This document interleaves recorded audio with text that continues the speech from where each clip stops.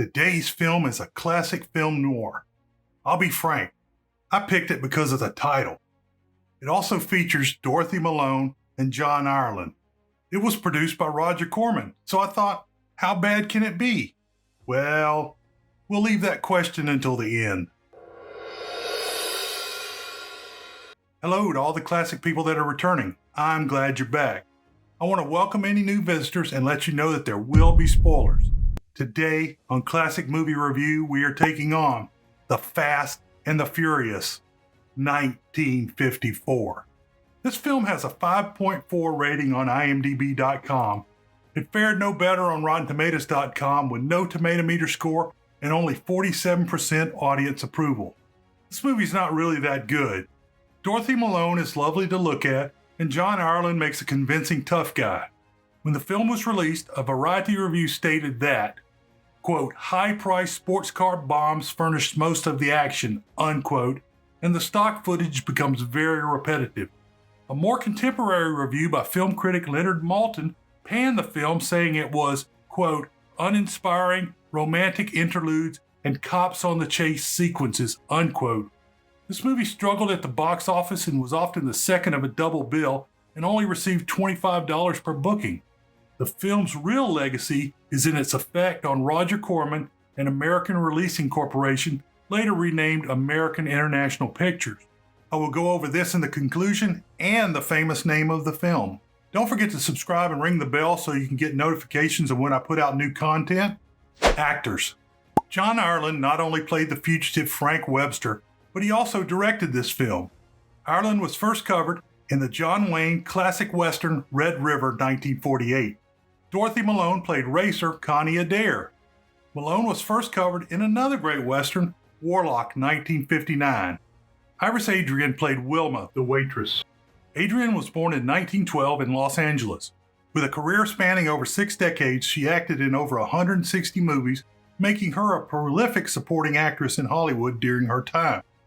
Her funny, witty personality and unique femininity helped her stand out in the industry. Adrian started her career as a dancer, making her debut on Broadway in the Ziegfeld Follies. She then transitioned into the film industry, debuting in the short Chasing Husbands 1928. However, her role in Our Relations 1936 with Laurel and Hardy established her in the industry. Throughout the 1930s and the 1940s, Adrian appeared in several popular films and many film noirs such as Gold Diggers of 1937, which came out in 1936, Roxy Hart 1942 with Ginger Rogers, and film noir The Woman in the Window 1944 with Edward G. Robinson. Her ability to play various characters from waitresses to gangster molls made her a versatile actress. In the 1950s, the quality of roles offered to Adrian declined and she turned to making television commercials. However, her career picked up again in the 1960s with directors recognizing her as a Hollywood institution. She made cameos in popular films such as The Odd Couple 1968, The Love Bug 1968, The Apple Dumpling Gang 1975, and Herbie Goes Bananas. Adrian's career included many Disney productions, and she played almost exclusively for Walt Disney before retiring at 82. Some of her popular Disney films include The Shaggy Dog 1959, That Darn Cat 1965, and The Love Bug 1968. Adrian died in 1994. Never a star, she was certainly right there. Hey, if you want to support the show, drop by the merch store and buy yourself a coffee cup, a sticker, or a t-shirt. Story. This movie begins with a clip from Thieves Highway 1949. The clip shows Ed Keeney, played by Millard Mitchell, losing control of his damaged fruit truck and crashing down a hill, resulting in his death. They wove it back into the story a little bit later, but it seemed out of place before the credits rolled. More stock scenes of road rallies or racing cars are shown.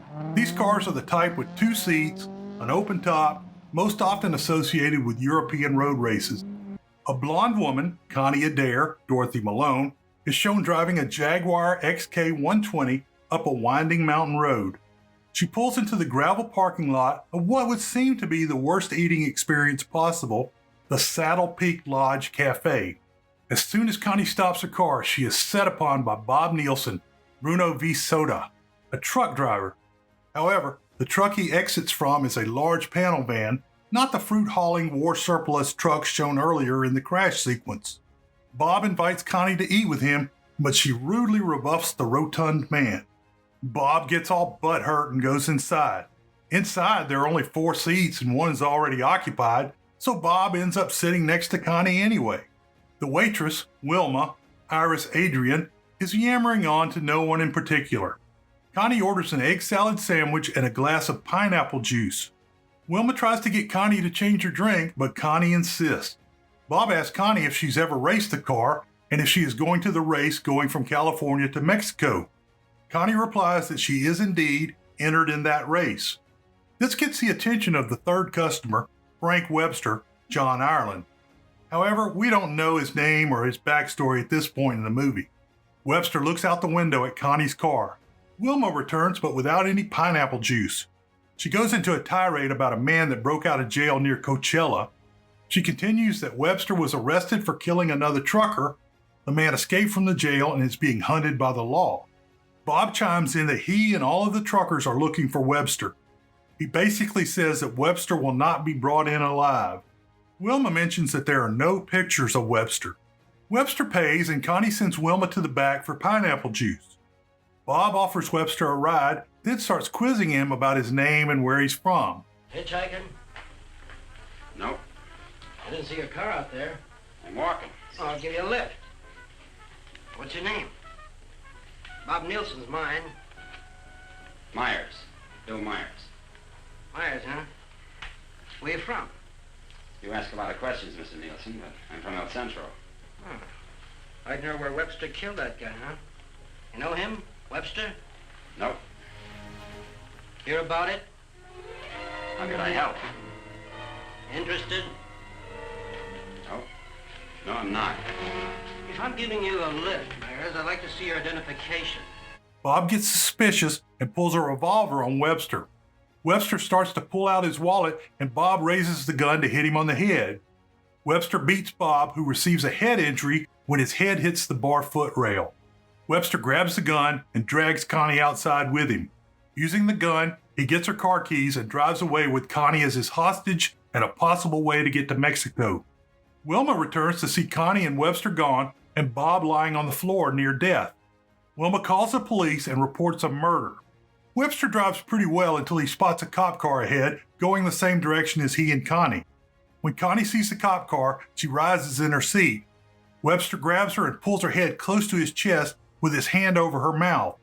What is supposed to be a snuggle looks like an attempt to break her neck. He tells her that he has bullets for her and the cops. It's a police car. I've got a bullet for them and one for you. You're going to see a lot of cops and lots of people before we cross the border. Just behave yourself, act natural, and there won't be any trouble.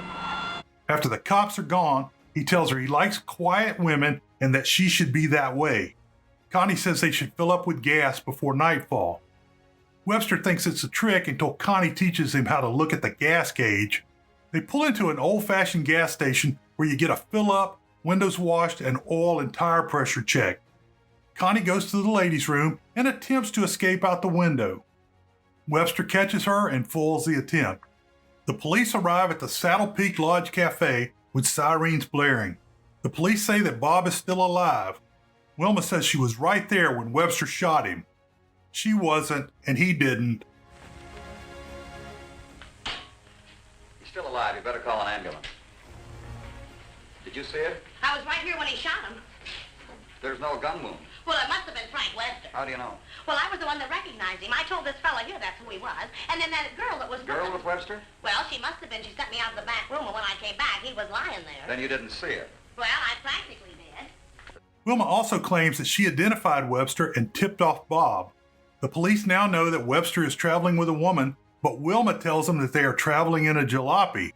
Connie is indignant as her capture continues. Webster shows no sign of being anything other than a hardened killer. He says he will use Connie and her car to leave the country. Webster stops the car and Connie attempts to escape. That seems to be the only reason he stopped. Ahead, Webster sees a cop car and a cop motorcycle facing the direction they are coming from. He does a U-turn right in front of the cops, but for some reason he is unseen. He stops again, but this time He looks at a road map. Webster heads the car up into the mountains as the motorcycle cop drives in that direction. Webster handles the twisting roads pretty well until Connie turns the keys off and throws them away. Back in the day, you could turn a car off while it was driving. The cop warns him for having a taillight out and then leaves. Webster fixes the taillight without any tools. He takes Connie to search for the keys. She is very resistant. Finally, Webster hotwires the car before Connie gives him her spare keys. A nurse and a doctor attend to Bob, who is in a coma from his head injury. The police try to get information from Bob, but he is unresponsive. Webster finds a dirt road where he and Connie can spend the night. However, they don't have any food or supplies. Webster ties Connie to the steering wheel with his belt. They exchange insults and Connie slaps Webster. Of course, he kisses her, but quickly stops. Country reminds me of the time I was bitten by a rattlesnake. Only 5 years old. Me, not the snake. Snake died. It figures. What's the matter? Did you get up on the wrong side of the car? I don't like this belt around my wrists. It suits you. In the morning, 2 motorcycle cops are on the road directly below Connie and Webster's hideout. On the radio, Webster hears a broadcast about the search for him. Webster sees the cops below. He coasts the car down the hill and comes out behind as the cops are facing the other direction. Connie is angry and demands food. Webster is an excellent driver. They come to a roadblock that is stopping regular cars and sports cars with numbers. Webster plans to fall in with the race cars and tells Connie to play along if she wants to live. He pulls the gun on her. The police let Connie and Webster get into the line of racing cars to be escorted through all the other roadblocks. Bob begins to wake and the policeman is brought back into the room. Bob says, "Jag." Slowly, the cop figures out that it may mean a Jaguar car. Connie and Webster arrive at the park where the race will begin. These scenes were probably filmed near Pebble Beach. Webster asks for a break, but Connie refuses. Under the gun, Connie goes to the registrar. The sign says California Sports something or other, but the flags are all from European countries. The entire operation is being run by Race Marshal Hillman, Marshal Bradford. Webster tries registering Connie as the driver, but is told that the group had previously decided to ban female drivers because the course is too dangerous. Webster says he will drive and use his stolen identification. Hillman explains that the race's first leg is in the park, as is the qualifying run. More stock footage is shown of the race cars. Connie is allowed to go along on the qualifying run, but will not be allowed to go along on the actual race. Connie is so hungry she almost pulls a sandwich out of the race marshal's hand. On the way to the qualifying run, Connie and Webster run into one of her beaux, Favor, Bruce Carlisle. Favor is pushy and suspicious of Webster. The pair head onto the track. Connie has Webster put on a racing helmet that seems to be a cross of an equestrian helmet and a Desert French Foreign Legion hat. I'll talk about that again in the conclusions. Again, Webster shows he is a good driver, avoiding a truck on the road. Connie mentions that with his driving skills, he didn't run the truck off the road by accident. Connie helps him refine his racing technique. Webster mentions he has driven a tank, so he's a military veteran. He also says he stole a drunk's identification while in the jail. The state police officer checks the racers' names and looks for Webster. Webster turns in the second fastest qualifying time, just behind Faber. That means in the race, he will start next to last.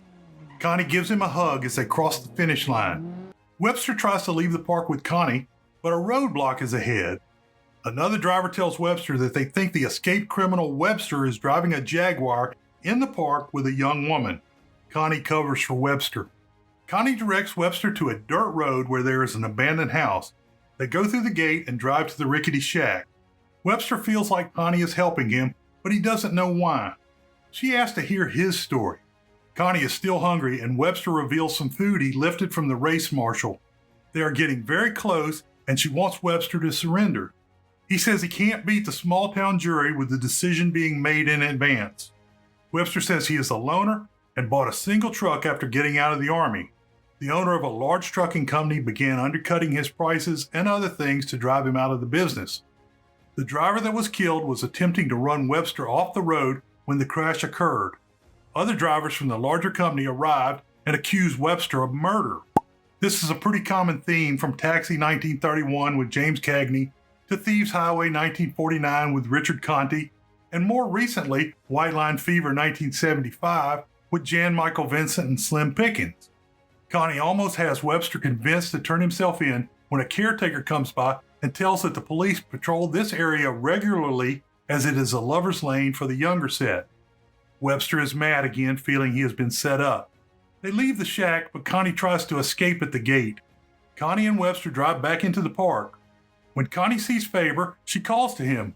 Faber wants to go to the antique car race and wants Connie to come along. Webster tags along. The antique race has Maxwell, Stanley steamers, and a Model T. At the race, Faber asks about the pit checks for the Mexico race. Connie keeps Webster's secret.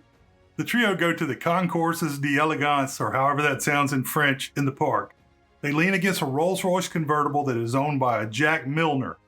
Jack Milner is the name of one of the film's associate producers. Faber says that they are looking for a killer named Webster. Faber needles Webster until Connie stands up for her new friend. Connie and Webster leave her car in the pit area. As they walk, a friend of Connie's invites the couple to a party. Webster backs out when they find out the friend's father is a deputy. Connie is worn out and flops onto the ground. Webster gets her up, but they have to jump back into the bushes when a patrol car comes by. Webster forces Connie to keep going until she drops again. Webster sees a shack in the distance. The pair hide out for the night in the shack. Webster still doesn't trust Connie, and the pair have a fight and then kiss. Webster confesses his love for Connie. In the morning, they're all snuggles and happy. Webster asks Connie to meet him in Mexico. Oh, Frank, you're not still afraid I'll run away. We kid around a little, Connie, but this is life and death, mine. So we'll play it real safe.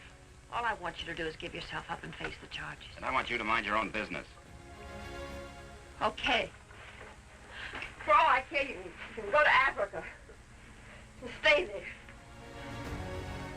Why should I try to convince you? Don't cry. I'm not.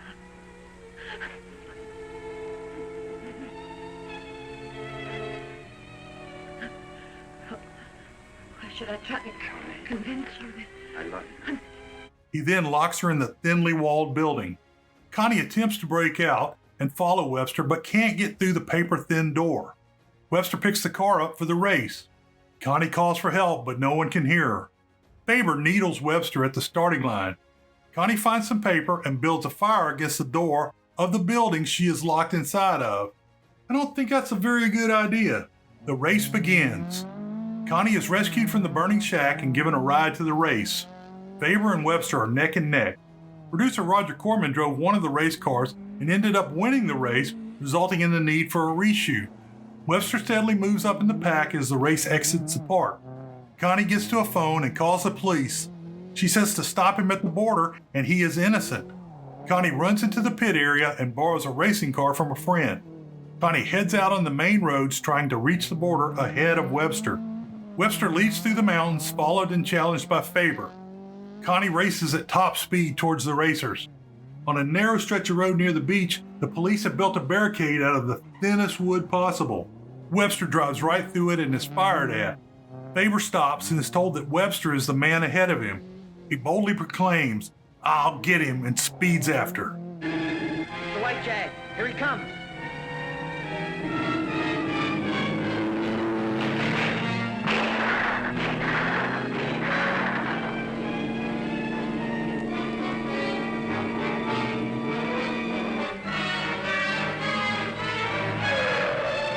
What is it? That's Frank, Webster. I'll get him. Faber catches up with Webster and tries to force him off the road. However, Faber runs off the road and crashes. Webster stops and pulls the injured man out of the smoking car. Connie arrives in time to see the heroic act. Connie says she called the police and set the shack on fire to escape. Webster says he is going back to face his accusers. As the sirens approach, Webster says he has gotten used to Connie. They kiss. I'm getting used to you. Oh, Frank, what you really are is worth fighting for. And it isn't too late. For us, it's just the beginning. Conclusion. First things first. Webster was charged with murder. To that would be added escaping from jail, theft, aggravated battery on Bob, and kidnapping. Since kidnapping is a state-level crime, Connie can't decline to press charges. So I think they will be only seeing each other on visiting days for a very long time. Of course, this film is the first, The Fast and the Furious, coming in long before The Fast and the Furious 2001, with its 9 sequels/prequels and more on the way. Universal Pictures and producer Neil H. Moritz says they traded stock footage to Corman for the rights to use the name. Corman has stated that he retained the rights to make numbered sequels with the title. I guess that ship has sailed. The real legacy of this film is it was the first film for American International Pictures, and it was the first time they worked with Roger Corman. Although the film did not do well at the box office, Corman was given a 3-picture deal. In an all-movie review, Bruce Adair stated, quote, "The Fast and the Furious 1954 was a movie that began Roger Corman's business relationship with Samuel Z. Arkoff and James H. Nicholson and their American Releasing Corporation, later American International Pictures. On that basis alone, it is an important movie for establishing the link between one of the best low-budget filmmakers of the 1950s and 60s and the distribution company that issued most of his best work from those same decades, as well as for helping to establish the same company. Corman initially had been unable to get John Ireland to star in the proposed movie for a fee below his normal asking price, but then Ireland came back and agreed to do it if he were allowed to direct it as well. As Corman needed a director anyway, as well as needing Ireland for the star power, he agreed immediately. Ireland proved to be more than competent in his debut behind the camera, and the resulting movie was one of the more exciting and satisfying B-movie action thrillers of the period." Unquote. I'm no filmmaker, having spent my career as an archaeologist instead. However, I feel like today's film is a masterclass on cheaply making a movie. This movie was shot over 9 days at a cost of $50,000. So many money-saving techniques were used, I am sure I've only noticed a few.